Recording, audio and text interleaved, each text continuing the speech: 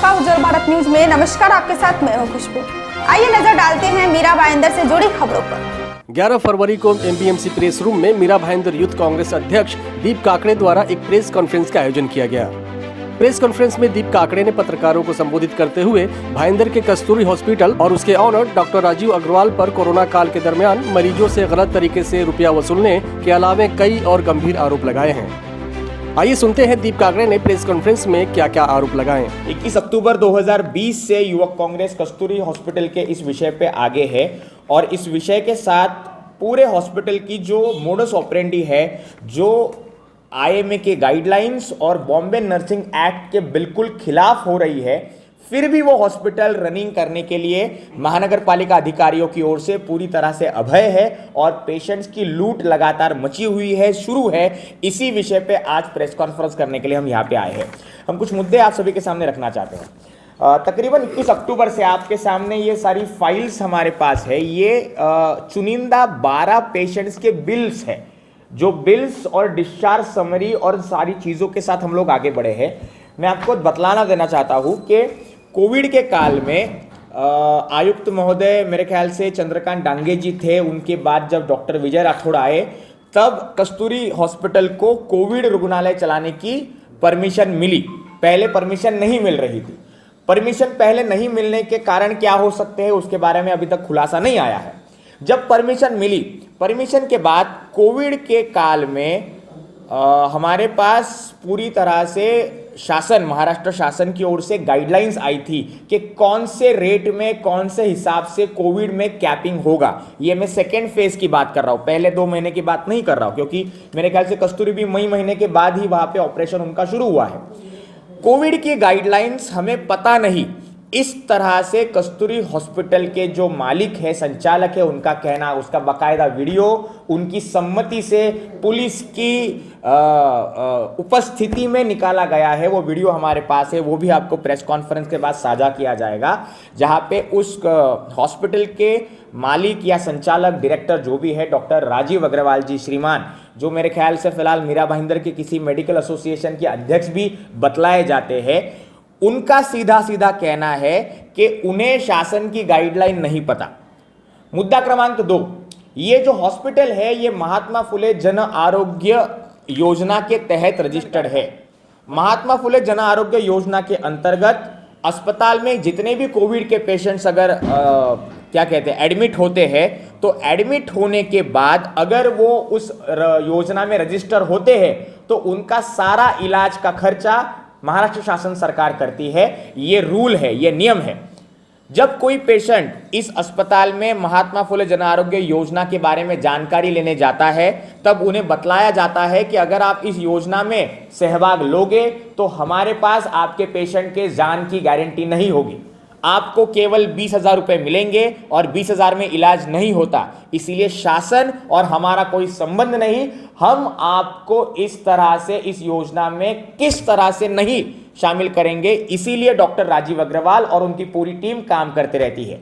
इसके लिए बाकायदा वहां के जो आरोग्य मित्र है उनसे हमने बात की। मैंने खुद डॉक्टर राजीव अग्रवाल से जाके बात की, इसके ऊपर बात की। जब पूछा तब उन्होंने बाकायदा वीडियो पे कबूलनामा भी दिया कि उनके मुताबिक महात्मा फुले जन आरोग्य योजना में केवल 20,000 रुपए ही मिलते हैं, शासन उनको 20,000 रुपए से ज्यादा नहीं मिलती। हमने जब और खोद के खेत के तहकीकात की, त्या चौकशीनंतर असा आम्हाला निदर्शनास आलेला आहे की कदाचित काही केसेसमध्ये त्यांनी एका पेशंटचं रजिस्ट्रेशन महात्मा फुले जन आरोग्य योजनेत पण केलंय आणि त्यांच्याकडून कॅशचे पैसे पण घेतले। म्हणजे दोन्ही ठिकाणाहून पैसे घेतल्याचा अंदेशा आम्हाला या ठिकाणी आहे। ह्या पद्धतीने आम्ही महानगरपालिकेच्या आयुक्तांना, पडवळ, डॉक्टर पडवळ जे आपले वैद्यकीय प्रमुख अधिकारी आहेत कोविड रुग्णालयाच्या संदर्भातले, त्यांना सतत पाठपुरावा करतोय, पत्र घेतोय। मात्र आपल्या महानगरपालिकेचे अधिकारी डॉक्टर पडवळ यांचा कारनामा अजीरबाग। म्हणजे कसं है, जब कोई चोर करता है चोरी, तब आप चोर को पूछोगे कि चोरी कैसे की। हमारे पडवल साहब बहुत बेहतरीन काम करते हैं। वो क्या करते हैं, वो हमारे सामने राजीव अग्रवाल को फोन लगा देते हैं और पूछते हैं कि भाई आपने चोरी की है क्या, आपने ये ऐसा कुछ किया है क्या, आपने ये ऐसी चीजें करने के बाद ऐसे कैसे हो सकता है। ऐसे जवाब वहां पर है। इन जवाबों में माते लेटर दे ना बाळा कालचं आपलं, इन जवाबों में महानगर पालिका के अधिकारियों ने 21 अक्टूबर से लगातार फॉलोअप करने के बाद आज तक का समय लिया है, कोई कार्रवाई नहीं की है। नोटिस भेजी गई है, नोटिस का खुलासा आया गया है। मैं आपको उस खुलासा भी आज तो दिखाना चाहता हूं। हालांकि आयुक्त डॉक्टर विजय राठौड़ जी, इन्होंने खुलेआम पडवल को स्कोल्डिंग करके बताया था कि डॉक्टर पडवल, आप इतने फॉलोअप के बाद उस पर कार्रवाई करना जरूरी है, लेकिन उन्होंने कार्रवाई अब तक नहीं की है। बड़े बड़े अधिकारी हैं जिनके नाम शायद मैं आज यहाँ पे उनकी आइडेंटिटी डिस्क्लोज ना करने की वजह से नहीं कर सकता, लेकिन उनका यह कहना है कि वे कार्रवाई करने के लिए तैयार हैं, लेकिन डॉक्टर पडवल जी और अन्य अधिकारियों की प्रेशर की वजह से इस अस्पताल की कार्रवाई रुकी है। आपके जहन में सवाल आता होगा कि शायद हम एक ही अस्पताल के पीछे क्यों पड़े हैं। इसके रीजन दो हैं। पिछले कुछ अरसों से कोविड के काल में जितने भी बिल्स हुए हैं, जितने भी ऑडिट हुए हैं, उतने मीरा भाईंदर क्षेत्र में सारे जो हॉस्पिटल्स हैं उनके ऑडिट चल रहे हैं। दो ही हॉस्पिटल है। एक हॉस्पिटल, क्योंकि वो हालांकि हम उस केस में इन्वॉल्व नहीं है, उसका नाम नहीं लेंगे, लेकिन हमारे बहुत बड़े नेता का हॉस्पिटल जो भाईंदर ईस्ट में वो हॉस्पिटल है, उनका और कस्तूरी हॉस्पिटल का, इन दो ही हॉस्पिटल की अभी तक रीपेमेंट्स नहीं हुई थी कि ऑडिट में बाद जो पेशेंट्स को रीपेमेंट रिफंड करना चाहिए वो नहीं हुई थी। बाकी वोकाड हॉस्पिटल, भक्ति वेदांत हॉस्पिटल, बाकी अन्य हॉस्पिटल, मेडिकेयर हॉस्पिटल, जितने भी हॉस्पिटल है, काफी हॉस्पिटल ने अपने जितने भी ऑडिट के हिसाब के बाद जो रिएम्बर्समेंट आई है वो रिएम्बर्समेंट उन्होंने अदा की है या उनका काम चल रहा है। उनके बारे में तकरार भी है और वो तकरारों पे काम शुरू है, लेकिन उन हॉस्पिटल्स को बख्शा नहीं जा रहा है। लेकिन specific to this Kasturi hospital को बख्शा जा रहा है। इसका रीजन मैं आपको बताता हूं कि हमने 5 जनवरी से पहले एक पत्र यहां पे दिया था, जहां पर कस्तूरी अस्पताल में जो ऑफिशियल बेड्स है उस बेड्स की परमिशन से भी ज्यादा बेड्स का अस्पताल चलाया जाता है, ऐसा लिखित पत्र दिया गया था। इस पत्र पे हमें 5 जनवरी 2021 को पालिका से खुलासा आया है कि, आपको पढ़ के बताता हूं, 45 वर द बेड्स अलॉटेड, उससे ज्यादा 53 बेड्स वो चला रहे थे, ऐसे इन्होंने कहा। हमारा तो सीधा सीधा आरोप था कि उनके बेड की संख्या 81 से ज्यादा है, 81, 83 से ज्यादा है, लेकिन पालिका अधिकारियों ने उनके रिकॉर्ड पे 53 बेड्स लिए हैं। जब हम इसकी तहकीकात करने गए हैं तब डॉक्टर पडवल जी ने कहा है कि इस पे कोई कार्रवाई नहीं होगी। इस पे कार्रवाई क्यों नहीं होगी? क्योंकि उन्होंने खुलासा दिया है, अस्पताल ने खुलासा ऐसे दिया है कि हमने ये जो अतिरिक्त बेड है वो हमारे डॉक्टर्स और नर्सेस को सोने के लिए बनाए हैं। हालांकि कोविड के रुग्णालय में किसी भी आम इंसान को कोविड वार्ड में जाने की अनुमति नहीं है, लेकिन उसी कोविड वार्ड में जितने भी बेड्स है वो बेड्स पे डॉक्टर को सोने की और नर्सेस को सोने की अनुमति है। ये बहुत ही बढ़िया नियम यहां पर लगाया गया है और यहां पे डॉक्टर पडवल जी ने लिखित पत्र हमें दिया है कि इस अस्पताल पे कोई कार्रवाई नहीं होगी। यानी बॉम्बे नर्सिंग एक्ट का उल्लंघन करने के बाद भी अस्पताल को हमारे वैद्य के अधिकारी ओर से लिखित पत्र जाता है कि हम इस पे कोई कार्रवाई नहीं कर सकते। या तो पर्दे के पीछे कोई आर्थिक व्यवहार यहां पे हुआ है तभी ये बात मुमकिन हो सकती है, या फिर जो वैद्य के अधिकारी इस पोस्ट पे बैठे हैं वो इस पोस्ट के लायक नहीं है, उनको कामकाज की समझ नहीं है और उनको तुरंत बरतरफ करके लोगों के टैक्स का पैसा बचाना चाहिए। ऐसी हमारी सीधी सीधी मांग है। यहां पे हम एक पर्टिकुलर केस, 2 केसेस आपसे मैं डिस्कस करूंगा। हमने कुल मिला के 44 केसेस कस्तूरी हॉस्पिटल के साथ तहकीकात में किए हैं। इन 44 केसेस में से 15 से ज़्यादा केसेस में एक पैटर्न नजर आया है। ये पैटर्न ऐसा है कि जब कोई कोविड का पेशेंट कस्तूरी अस्पताल में एडमिट होता है उसको 9 से 12 दिन अस्पताल में भर्ती किया जाता है। ये पेशेंट सीरियस हो सकता है या नॉर्मल भी हो सकता है। जो पेशेंट सीरियस हुए हैं उन पेशेंट्स को जब अपने जो उनके रिलेटिव्स होते हैं वो दूसरे अस्पताल में लेके जाने की कोशिश करते हैं, तब उस पेशेंट की दुर्भाग्यवश 24 से 48 घंटे में मौत हो जाती है। हमारे एक पेशेंट है यहाँ पर, अंकुश इंगड़े, जिनकी फाइल है, उनकी भी मौत इसी तरह से हुई। हमारे एक दोस्त है राज सिंह, इसी पेशेंट में से हमें मिले, उनके पिताजी अजित सिंह, उनकी भी मौत इसी तरह से 48 घंटों में हुई। और साथ ही में हमारे पास एक केस है रुथ डिमेलो करके, जिनकी भी मौत इसी तरह से हुई। यानी ये अस्पताल या तो ट्रीटमेंट ठीक तरह से नहीं कर रहा है या फिर ये अस्पताल को पता है कि ये पेशेंट की कंडीशन उतनी बेहतर नहीं है, यानी मेडिकल कंडीशन की बात कर रहा हूं, फिर भी वो वहां पे 9 से 12 दिन उनको रख के बिल जनरेट करके, बिल जनरेशन के बाद वहां पे वो अस्पताल से वो हाथ हटक देते हैं और पेशेंट को जहां पे लेना है वहां पे ले जा सकते हैं। इनमें से कई पेशेंट्स टेम्बा हॉस्पिटल में आए, कई पेशेंट नानावटी में गए, कई वोखाड़ में गए। हर अस्पताल ने यही रिजल्ट दिया पेशेंट को एडमिट करने से 2 घंटे में कि आपके पेशेंट लास्ट स्टेज पर है, सीवियर है। आपको बताया क्यों नहीं गया, वेंटिलेटर पे है। डॉक्टर प्रकाश यादव महानगर पालिका के हमारे डॉक्टर हैं, इसी कस्तूरी हॉस्पिटल में वो विजिटिंग फैकल्टी के बतौर काम करते हैं। हमारा अंदेशा है कि टेम्बा हॉस्पिटल में जितने भी पेशेंट्स एडमिट होने आते हैं, हालांकि अब बहुत पेशेंट की संख्या कम हुई है, लेकिन जब पेशेंट की संख्या ज्यादा थी तब डॉक्टर प्रकाश यादव के रिकमेंडेशन से टेम्बा हॉस्पिटल के पेशेंट्स को कस्तूरी हॉस्पिटल में शिफ्ट किया जाता था। इनको लिखित स्वरूप में कोई एविडेंस नहीं दिया गया, लेकिन एक उनको ओरल डराया जाता था, धमकाया जाता था कि हॉस्पिटल में आपको, यानी सरकारी हॉस्पिटल में आपको ठीक से ट्रीटमेंट नहीं होगी, प्राइवेट में आपको ट्रीटमेंट होगी, आप कस्तूरी हॉस्पिटल में जाइए। उस पेशेंट के रिकमेंडेशन में और उस पेशेंट्स के क्या कहते हैं फाइल में आपको काफी जगहों पर केवल डॉक्टर प्रकाश यादव का नाम यहां पर मिलेगा। ये देखिए, कंसल्टेंट डॉक्टर प्रकाश यादव, ये अभी मैंने ये बिल उठाया है। आप किराना माल की दुकान में जाते हो कि नहीं? जब आप किराना की दुकान लेते हैं तब आप 3000-4000 का सामान खरीदते हो, बिल में आपको इकट्ठा 4000 का सामान का बिल दिया जाता है क्या? यहाँ पे समरी दी जाती है, तेल 1 किलो, शक्कर 5 किलो, गेहूं 4 किलो, ऐसी दी जाती है कि नहीं? यहाँ पे हमारे महाशय डॉक्टर जो है ये पेशेंट्स को समरी देने से कतराते हैं, ये सिर्फ बुलेट पॉइंट्स देते हैं। Medicine charges, in house medicine charges 42,300, कौन से मेडिसिन लगाए इसमें कोई यहाँ पे डिक्लेरेशन नहीं है। मेडिसिन चार्ज वापस से लगाया है 1,15,635, यानी पेशेंट एडमिट कितने दिन है? 11 तारीख से 19, वापस से 9 दिन का पैटर्न। 8 या 9 दिन में पेशेंट 2.25 लाख के मेडिसिन खरीद रहा है, 2.25 लाख के मेडिसिन पेशेंट खरीद रहा है। मजेदार बात यह है कि इतने ही मेडिसिन उतने ही अमाउंट के बिल पेशेंट बाहर वाले मेडिकल से भी खरीद रहा है। यानी अगर 80,000 के मेडिसिन पेशेंट को अस्पताल लगा रहा है तो 80,000 10%, 20% ऊपर नीचे पेशेंट उतना ही बिल बाहर के मेडिकल को पे कर रहा है।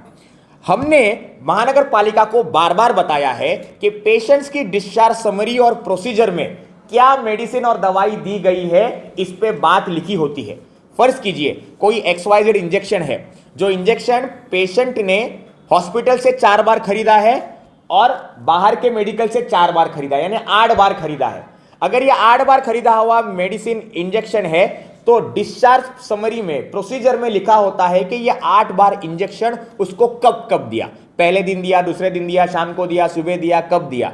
लेकिन हमें जितनी समझ में, हमने जितनी पेपर्स को पढ़ा, हम मेडिकल के कोई बड़े फनकार नहीं है, लेकिन हमने जितने पढ़ा उसमें काफी जगह पे ऐसे नजर आया है कि डिस्चार्ज समरी में 4 ही इंजेक्शंस का उल्लेख है, लेकिन डॉक्टर ने मेडिकल से बाहर को भी इंजेक्शन लाने के लिए कहा है और हॉस्पिटल से भी इंजेक्शन लेने पे मजबूर किया है। जब कल हमने ये बात, हम 2 महीने से बात कह रहे हैं, लेकिन कल हमने जब ये बात डॉक्टर पडवल के सामने रखी तब डॉक्टर पडवल ने पूज्य डॉक्टर राजीव अग्रवाल को फोन लगाया और उनको पूछा, अरे भाई तो ऐसा करता है क्या, ऐसे कैसे कर सकता है तू, और ऐसे कैसे कर सकता है, और हमको पता है नहीं ऐसा कुछ नहीं हुआ है, डोंट वरी। हमने बोला सर हमको लिखित में दो कि ऐसा कुछ नहीं हुआ है, तो लिखित में वो पेपर देने के लिए तैयार नहीं है, तहकीकात लगाने के लिए तैयार नहीं है, किसी भी तरह की कोई भी इंक्वायरी वहां पे बिठाने के लिए रेडी नहीं है। लेकिन पेशेंट ने जितने मेडिसिन लिए हैं उससे दुगने पैसे उस अस्पताल में सबमिट किए हैं। दीप काकड़े ने प्रेस कॉन्फ्रेंस में अपने साथ 2 मरीजों के परिजनों को भी साथ लाए थे। आइए सुनते हैं कि उन लोगों ने क्या कहा। एक्चुअली पहले मेरे माँ को वो हॉस्पिटल में भर्ती किया था, कस्तूरी हॉस्पिटल में, कोविड के कारण। तब हमने वहाँ पे जांच भी की थी कि गवर्नमेंट की तरफ से यहाँ पे क्या फैसिलिटी हमको दी जाएगी, तो उन्होंने पूरी तरह से हमको नकार दिया कि ऐसी कोई भी फैसिलिटी गवर्नमेंट की तरफ से कुछ नहीं है, ये एक प्राइवेट हॉस्पिटल है और इसके ऊपर आपको प्राइवेटली मतलब एडमिशन लेना पड़ेगा, तभी हम लोग आपके पेशेंट को देखेंगे। और उसके साथ मेरे पास कैशलेस कार्ड भी था, मेरे मम्मी का, जिसका इंश्योरेंस लिया था। तो बोले हम लोग ये कार्ड वार्ड को नहीं मानते, आपको 50,000 रुपया पहले डिपॉजिट करना पड़ेगा, कैश भरना पड़ेगा, उसी के बाद हम आपके पेशेंट को लेंगे। और उसके बाद उसने मुझे 40,000 की अलग से मांग की, क्योंकि हम लोग को कुछ एक इंजेक्शन देना है उनको, जिसकी बाजार की कीमत 40,000 रुपये है, वो हमको कैश लगेंगे, तभी हम आपके पेशेंट को ले लेंगे। ऐसे करके एक साथ उन्होंने 90,000 रुपीज़ मेरे से लिए कैश। और उसके अलावा करीबन हफ्ते भर बाद मुझे भी वहाँ वही हॉस्पिटल में जाना पड़ा, क्योंकि मैं टेम्बा में गया था। टेम्बा में मुझे बराबर ट्रीटमेंट नहीं मिली, तो वहाँ पे यही जो प्रकाश यादव सर है, इन्होंने कहा कि आपको ये कस्तूरी हॉस्पिटल में आपको वहाँ पे ट्रीटमेंट बराबर मिलेगी। तो मुझे भी बाद में वहाँ पे ही भर्ती किया गया। मेरी मम्मी के साथ में उनको तो ऑक्सीजन की ज़रूरत भी नहीं थी, और ना उनको ऑक्सीजन दिया गया। उसके बाद भी उनके बिल में ऑक्सीजन चार्जेस करीबन 90 के 2,000 रुपये प्रतिदिन, हाँ पर डे। तो उसका भी चार्जेस उनको लगाए गए हुए हैं, ऑक्सीजन के चार्जेस। और उनका करीबन बिल 2,50,000 के आसपास बिल आया हुआ है। मेरा बिल पहले उन्होंने 3,25,000 रुपये दिया था। जब मेरी वाइफ वहाँ पे झगड़ा करने गई वहाँ पे कि इतना पैसा मेरे पास है नहीं और इतने पैसे हम लोग देंगे भी नहीं, उसके बाद सीधा उन्होंने मेरा बिल 2,49,000 के आसपास कर दिया बिल, कि बोले ये इतना पैसा आपको देना ही पड़ेगा, जिसमें से आधे अमाउंट वो पहले ही ले चुके थे और आधी अमाउंट उन्होंने इंश्योरेंस के थ्रू रिकवर कर ली। दीप काकड़े और मरीजों के परिजनों के आरोप सुनने के बाद हम पहुंचे कस्तूरी हॉस्पिटल और बात की डॉक्टर राजू अग्रवाल से। और उनसे जब पूछा दीप काकड़े और परिजनों के आरोप के बारे में, तो डॉक्टर राजीव अग्रवाल ने उनके ऊपर लगाए गए आरोपों को सिरे से खारिज कर दिया और कहा कि मुझे और मेरे हॉस्पिटल को बदनाम करने की साजिश हो रही है। थैंक यू, आपने आज मुझे मेरा पक्ष रखने का चांस दिया। हाँ, मैं सबसे पहले जो काकड़े जी ने इल्ज़ाम लगाए उनका खंडन करता हूँ और मैं बोलता हूँ ये सरासर गलत है। जहाँ तक टेम्बा हॉस्पिटल का है, टेम्बा हॉस्पिटल हमारे में कोई साठगांठ नहीं है। पूरे 6 महीने में जब पिछले कोविड में जब ज़्यादा फैला था, तो पूरे 6 महीने में टेम्बा हॉस्पिटल से 2 या 3 से ज़्यादा पेशेंट मेरे अस्पताल में नहीं आए हैं। और वो दोनों तीनों जो पेशेंट आए थे वो मेरे पहचान के थे या मेरे किसी पहचान वाले पेशेंट के पहचान के थे, वही आए हैं। अगर साठगांठ होती तो महीने के 20, 25, 30 पेशेंट आते थे, क्योंकि टेम्बा में ज़्यादा से ज़्यादा। तो अगर 6 महीने में 3 पेशेंट आए, अगर उसको भी वो साठगांठ बोलते हैं तो गलत है।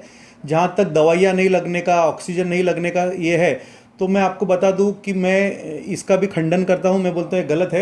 अगर मैं पेशेंट को डिस्चार्ज के टाइम पे बिल दे रहा हूं और आपको अगर मैं बोलूँगा ये आपका बिल है, हमारा स्टाफ देगा, अगर आपको ऑक्सीजन नहीं लगा होगा तो क्या आप उसका पैसा दोगे? आज 4 महीने के बाद अगर आप बोल रहे हो कि मेरा ऑक्सीजन लगा ही नहीं था, ये सरासर साजिश की जा रही है अस्पताल का नाम खराब करने के लिए, डॉक्टर फ्रेटर्निटी का नाम खराब करने के लिए। क्योंकि कोई भी आदमी अगर उसको कोई चीज़ नहीं लगी होगी और उसका बिल में मेंशन होगा, वो आदमी को पैसा नहीं देने वाला है।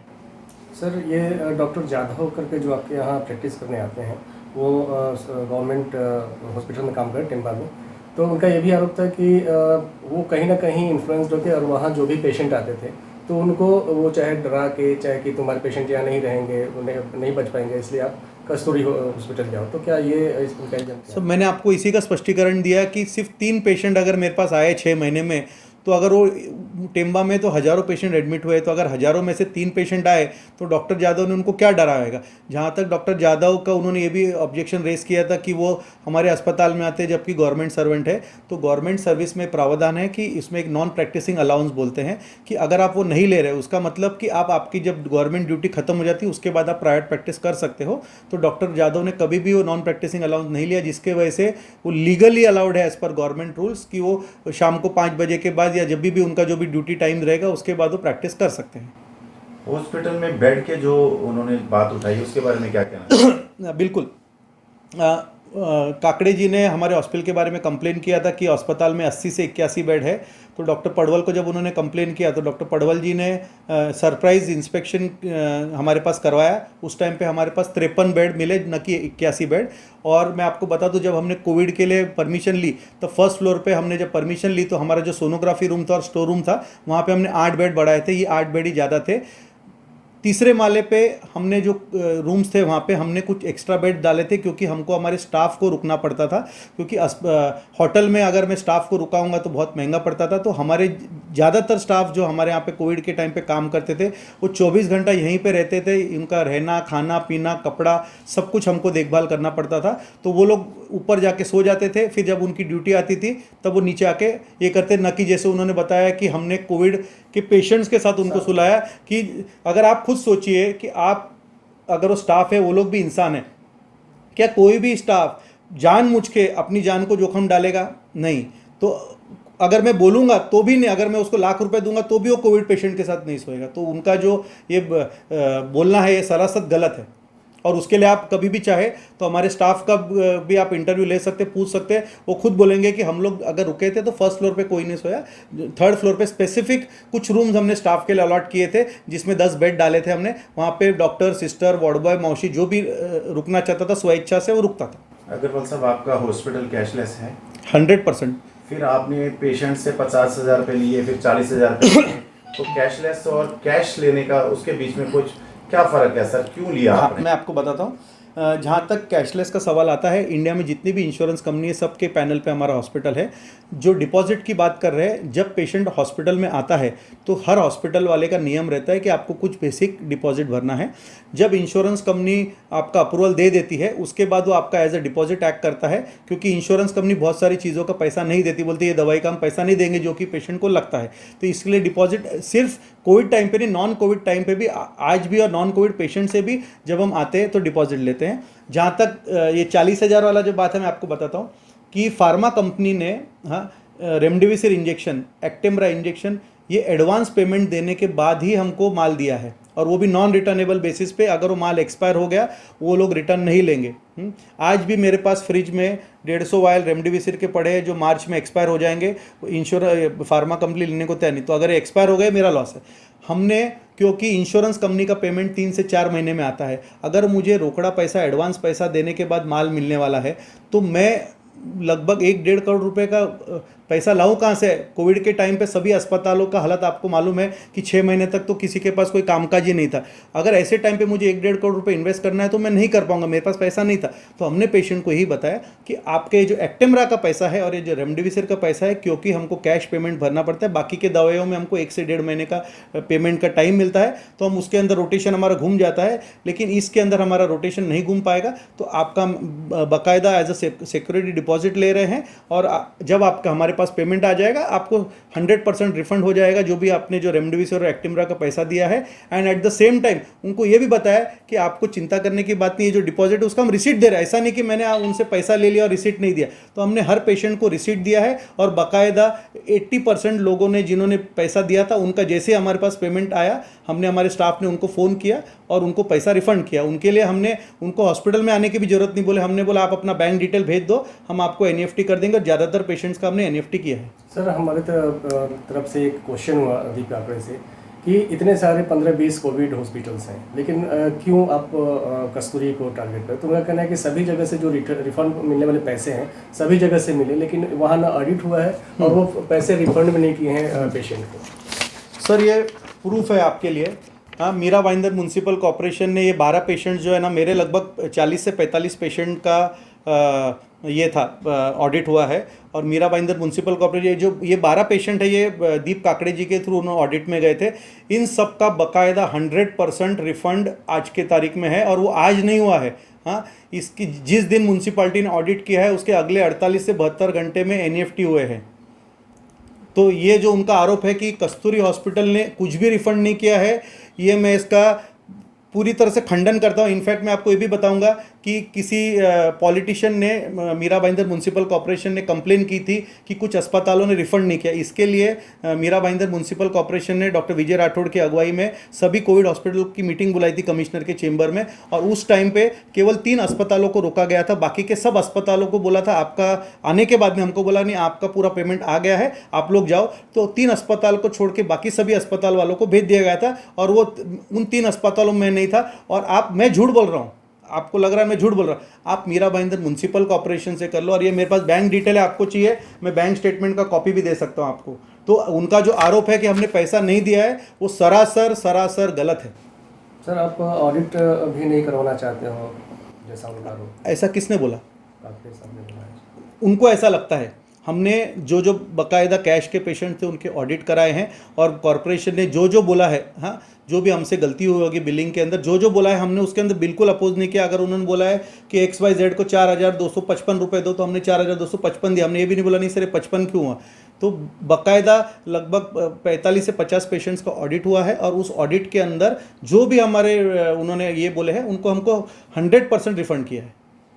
सर उनका एक इल्ज़ाम ये भी है कि प्राइवेट हॉस्पिटलों का प्रशासन के साथ BMC के जितने भी बड़े उच्च अधिकारी हैं उनके साथ कहीं ना कहीं इनकी मिलीभगत है।